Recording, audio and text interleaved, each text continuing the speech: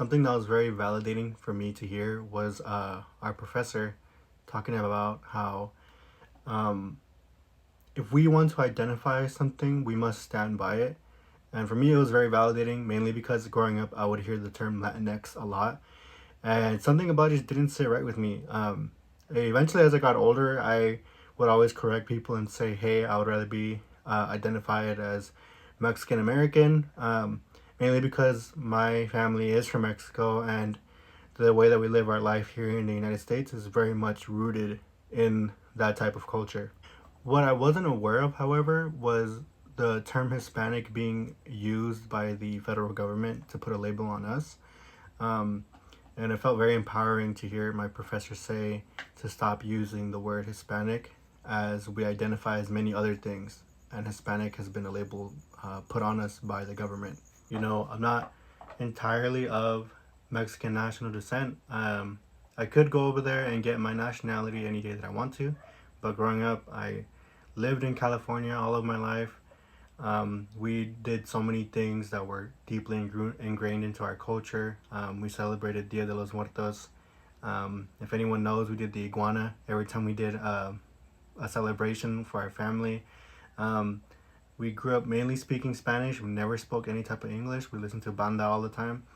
And whenever I go out and meet other individuals of that type of culture, it's like a spectrum in a way. I've noticed everybody kind of just celebrates their own culture in different ways. Some of them are very far away from their culture, and some of them are very ingrained into it.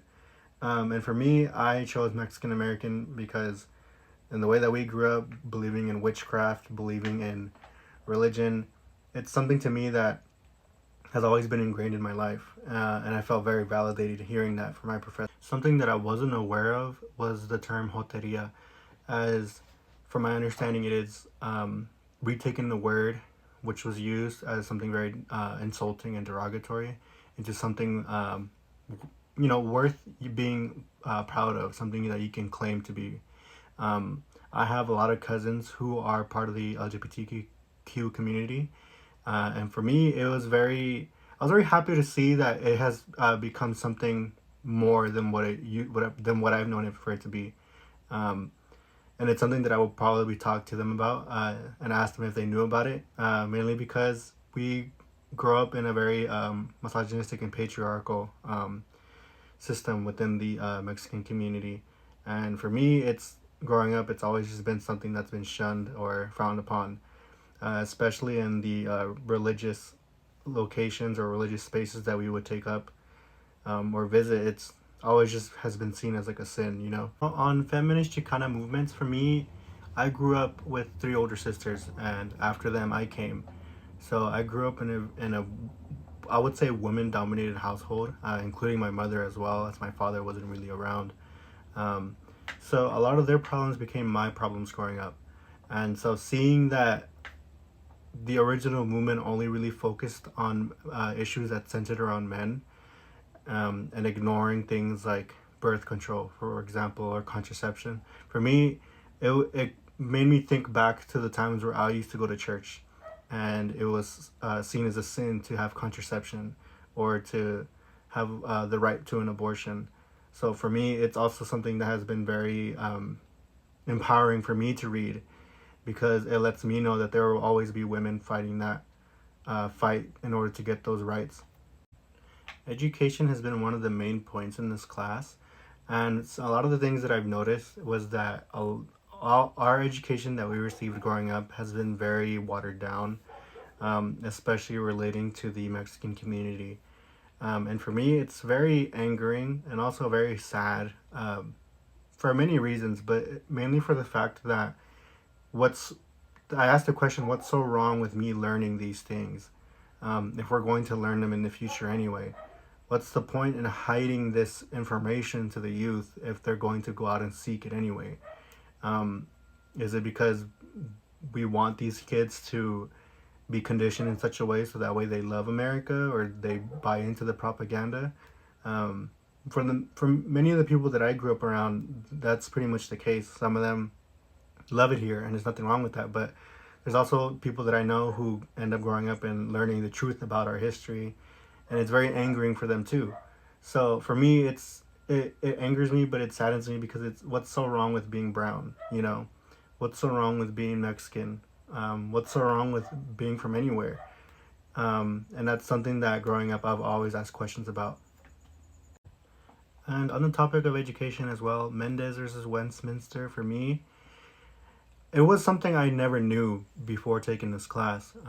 Something that I had seen in the video provided towards the end was that the statement, many people say that the Hispanic community benefited from the civil rights movement, although never providing any type of like uh, uh, help or collaboration for the movement.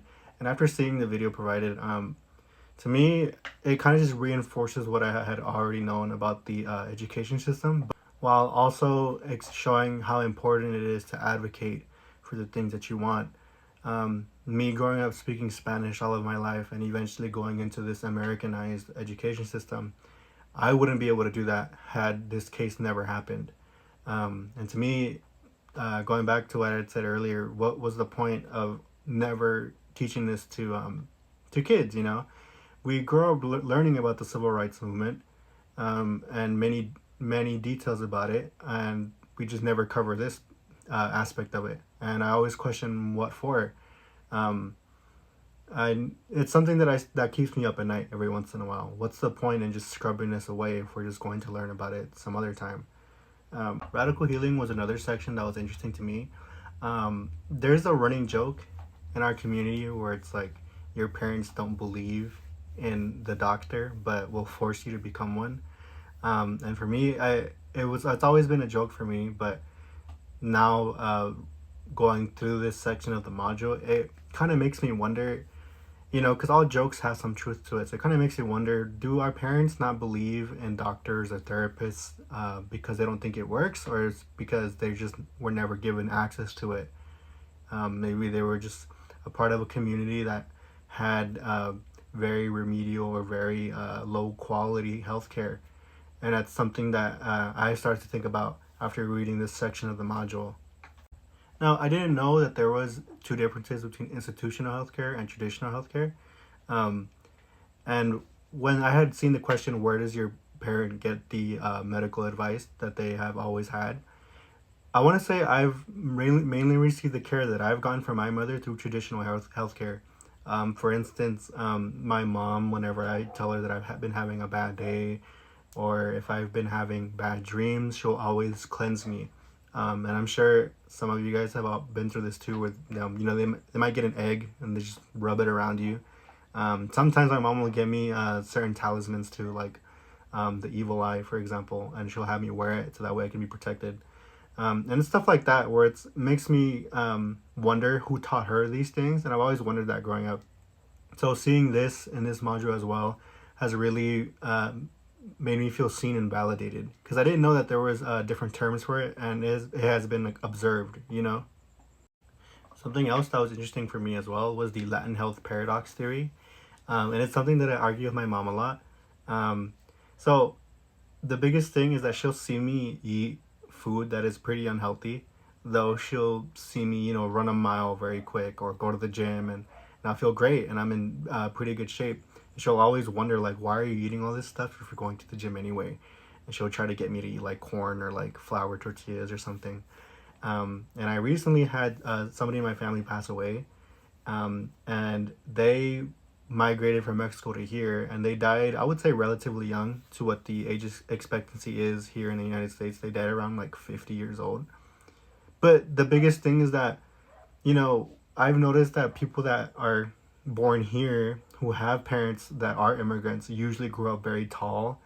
They usually are very athletic. They're into a lot more things. They eat everything. And to me, it's always been something I thought about, but I never really took